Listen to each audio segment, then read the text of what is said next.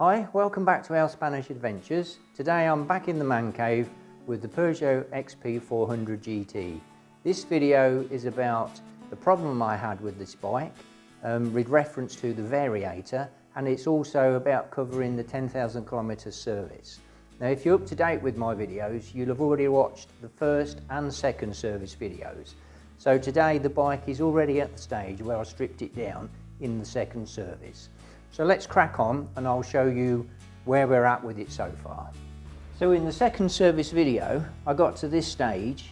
This wasn't in that schedule, but I thought it was wise to do something. So I inspected the belt and measured the belt and cleaned all this area up. But at 6,000 kilometers, I had a serious problem with the bike. It didn't seem to be able to put the power down properly. I was picking up a lot of vibration. I knew it wasn't the engine, knew it wasn't a fault with the engine, it was something to do with the drive. So I stripped it back down, and at that point I decided to take off the Variator, which is what I'm going to show you how to do today. And because I've now done 8,000 kilometers, I'm doing my 10,000 kilometer service. Yeah, that's early, but I think with the wear that I found on the belt, with the amount of dust and the problem I had with the Variator, I think it's wise to do it sooner rather than later. So the first thing now is to remove this nut off the Variator so we can then pull the whole assembly away. This nut is 170 Newton meters, so it's pretty tight. There's two ways of getting this off. You can use the official Peugeot tool, which is a clamp that goes around here that holds all this in place, and then you can put your torque wrench on here and do that nut. Now that tool itself, Jill will put up a reference for you. It's expensive. It was 220 euros was the best price I could find, and I was thinking, well, spend that on a tool that does one specific job seemed a bit of a waste. And I already happen to have an impact wrench. It's Jill's actually, not mine. That's what I was going to say. I thought that was one of my presents. So Jill's got an impact wrench, and you can remove this without having to hold this too tight using one of these. The downside with one of these is the torque setting. It's not very accurate. Now I've tried my best to set this up for 170 Newton meters, but it's not that accurate. It's not as good as a proper torque wrench. Something like this. But I'll leave that up to you. I think that having one of these in your toolkit is well worth it, and it's much better than spending the 220 euros on that specific tool. So we'll set to, I'll just have to fire the compressor up for this because it runs off the compressor, and we'll take off this nut. So just bear with me.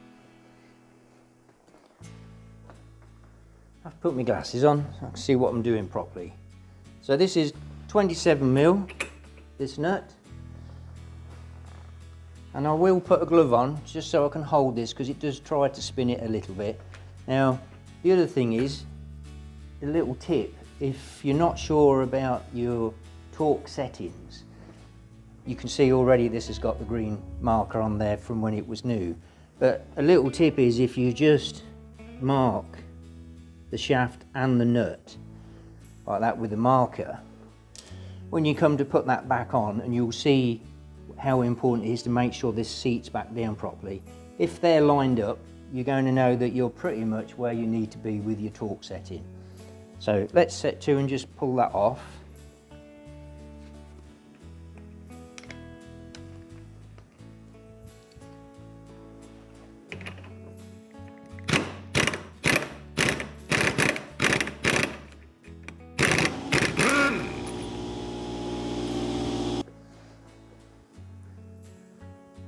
So you see how easy that was to get that off. Now the other thing I like to do, because these washers are all chamfered, they need to go back on in a certain way. So if you just put a little dot on them, then when you reassemble, just make sure you can see the dot when you put it back together, and you can't go wrong. So I've put my glasses back on.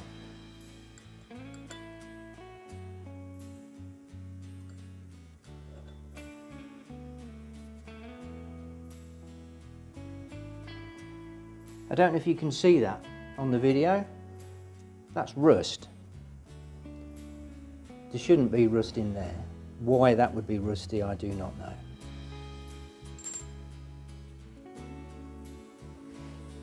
So we can pull the clutch forward, and we can now pull this variator cover off. Okay. Now it's important to check this for wear and tear. It's not too bad. I mean, there's no scouge or marks dug into it, but what I am seeing, again, is rust on this shaft. Why there would be rust down there, I don't know.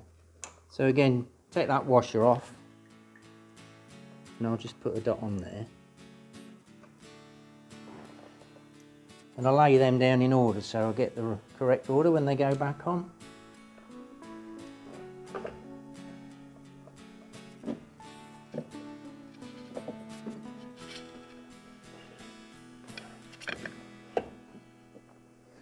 So we've got the belt off. Now I have already measured this, so I know what the size is, but according to the Peugeot manual that I'm working from, they say that the new belt should be 26mm, which it is, which I'll show you in a minute, and this belt is now measuring 25mm. The manual says that at 25.5mm you should consider putting a new belt on. To me, that, I don't know, that doesn't seem a lot of wear that you're getting out of a belt. I don't ride this bike hard at all, but clearly it's due for a new belt. Now that was 25.5mm at 6,000 kilometres. So I think that's early. Anyway, so that's the belt. So again, just be careful when you pull all this off. You'll see why in a minute, if I can hold it all together.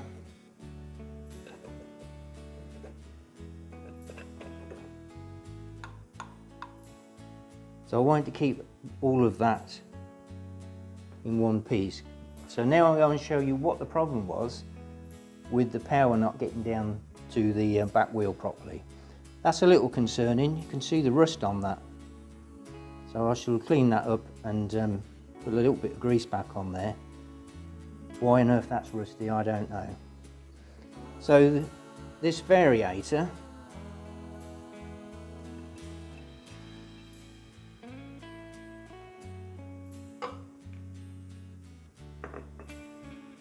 so these are referenced as your guides.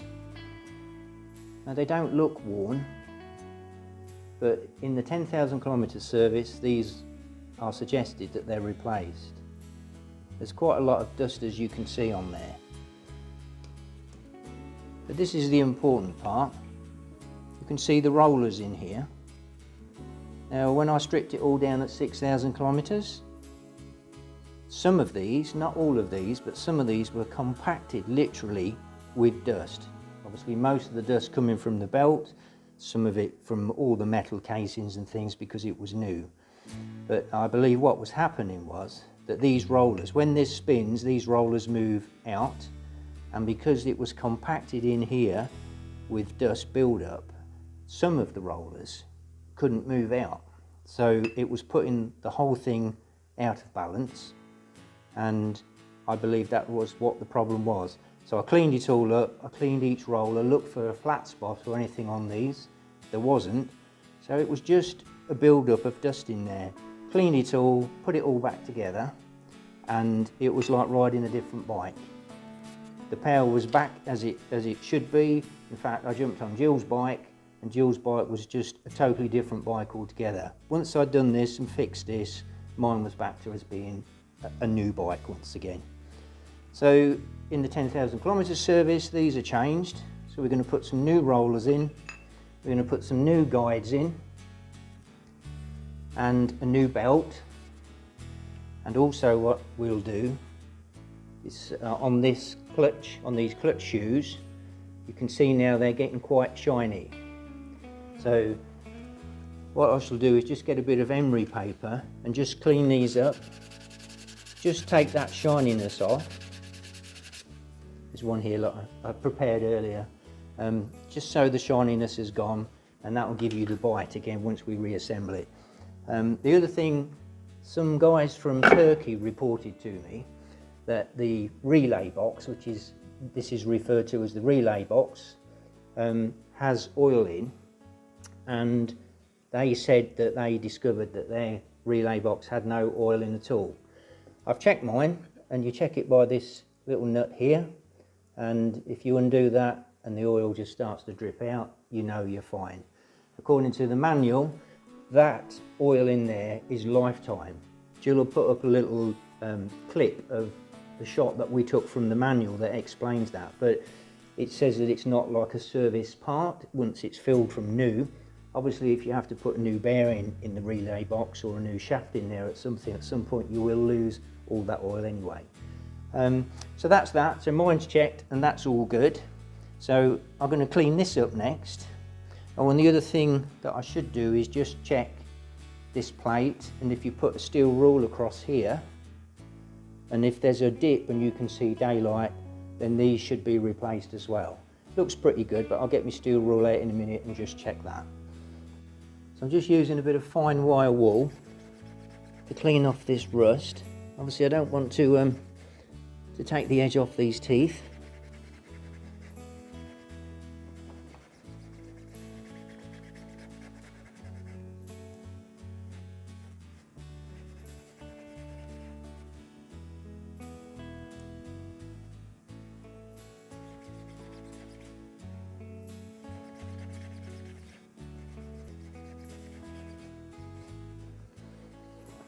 And obviously I will vacuum all this out and thoroughly clean this up as well.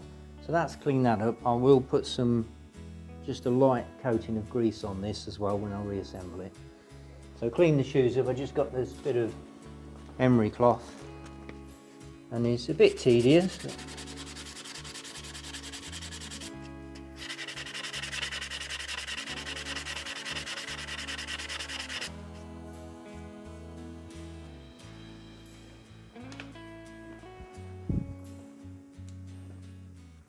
You can see also there's a little bit of rust inside that, so I need to clean that out.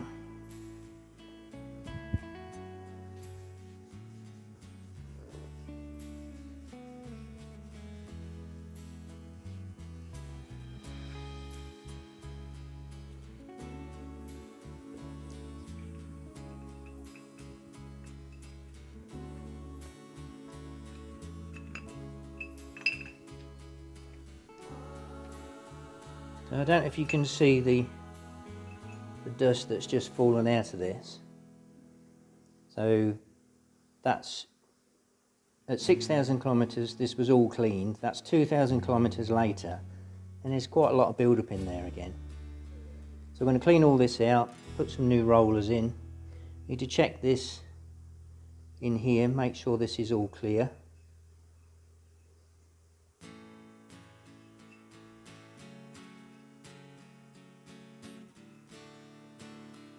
So I'm going to get a cloth and clean this up. I think paintbrush is the best thing just to get into all these little corners. Clean that out.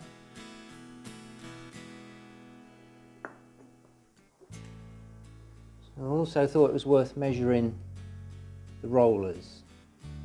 They're dead on 25 mil. If you can see that, but that's 25 mil, one of the old ones. One of the new ones. It's a fraction over 25 mil, but it's definitely a little bit of wear on there. It's not quite 25.5. So clearly needs some new rollers, and the guides. You can't really see a lot of difference on there. The new one, that's the old one.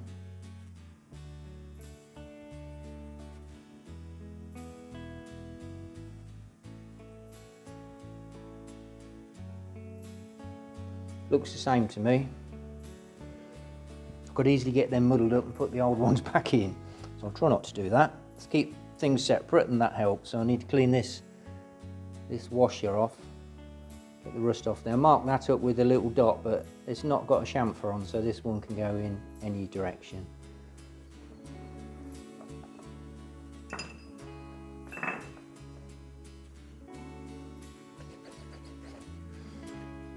If you can hear that, that's quite a lot of movement on that. Shouldn't be that much movement, I wouldn't think, at 8,000 kilometres. Be interesting to see when I take Jill's bike apart, we can compare things like that.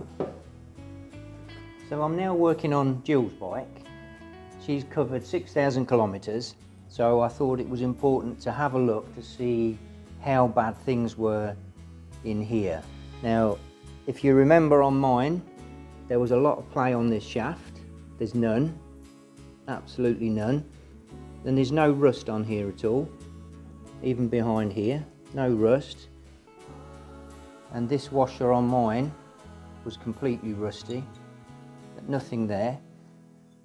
I've put the ruler on there to see if there's any wear, and there's a fraction, but nothing to worry about at all.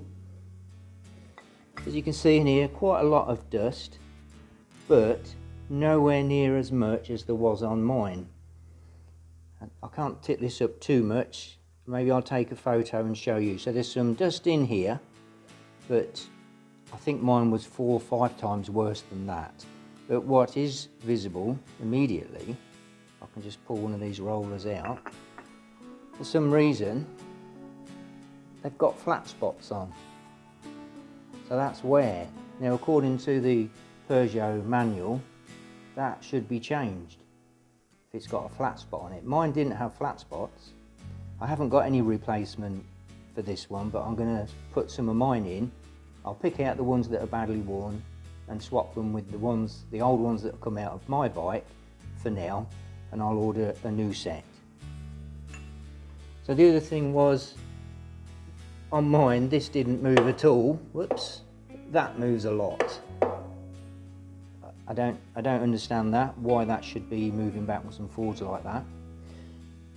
Now, I would think that when I tighten everything back up, that this nut pulls that back out and tightens it up. There's no flange on the back here, like this one has a flange in the back. So I don't think that tightening that nut makes any difference. So the guides are pretty tight when they sat in here, and there's not a lot of wear. But they do fall out though. And there's no rust, nothing on that at all. So I think the guides are all right. And then the other thing is the belt.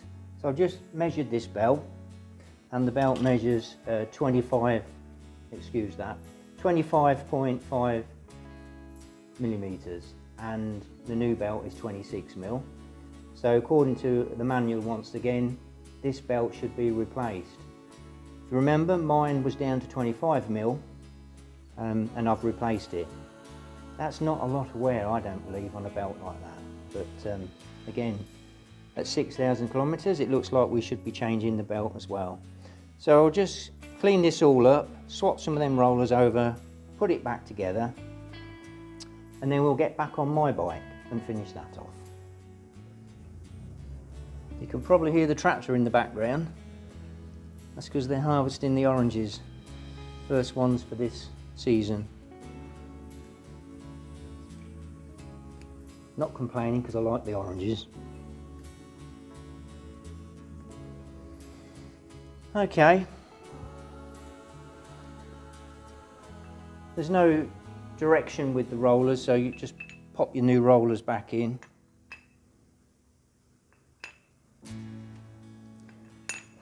As I've said previously, I don't have a lot to do, in the past haven't had a lot to do with this type of drive, normally a motorcycle and it's a chain and so on. So the Variator is new to me. But from what I understand is that you can change the weights of these rollers.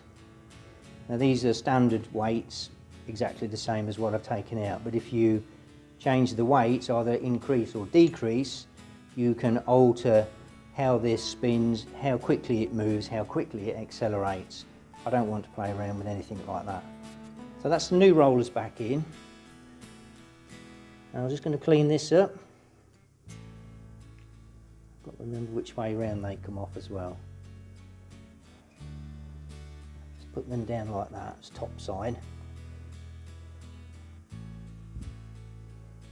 Well, they're a lot tighter.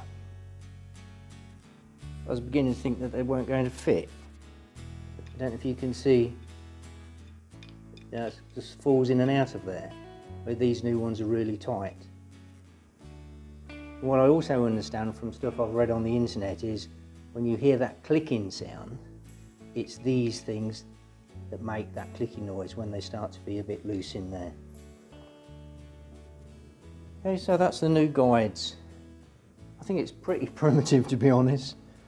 I think I'd prefer to see this as like a gearbox with some cogs and some teeth and things like that, but it is what it is. So I'm about to reassemble everything, so I just lightly grease up these shafts and hopefully we won't get any more rust particles on there. Don't quite understand that. It's not like there's water in there, it's telling me it's condensation or something, but we'll see.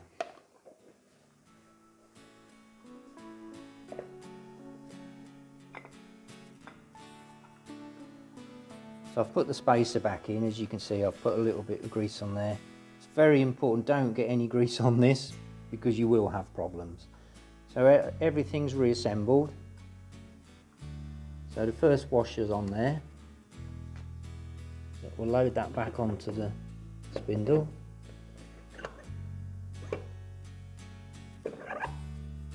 Like so. While I'm doing this, there's a couple of things that I should mention. First of all, don't forget to measure the shoes on this clutch. You can tell just by looking at these that they're okay.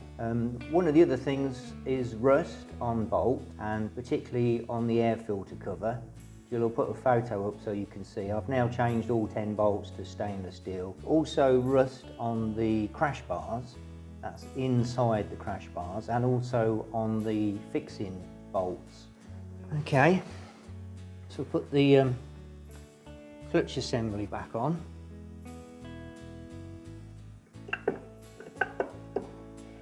Now I won't push that right on. And we're now going to put the new belt on. There's a direction on this belt, arrow facing to the front. So make sure you get that correct.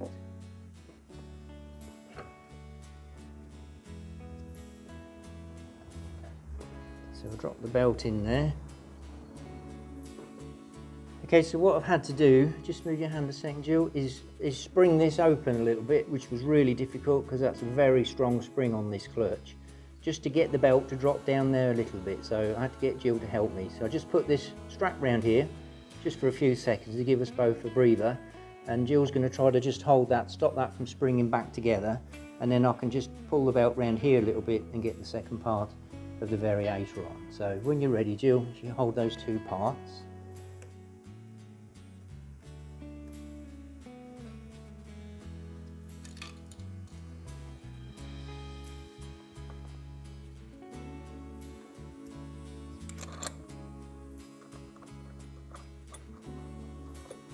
Good mechanic's assistant. You do? Okay. Yeah, let go.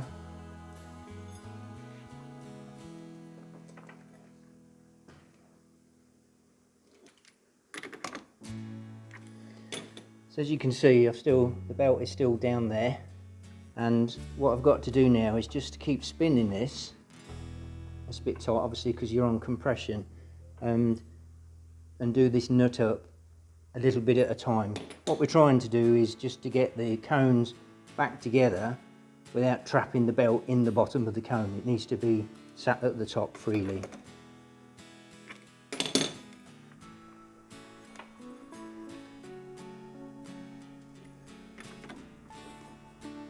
You can see how much the nut moves every time I try it.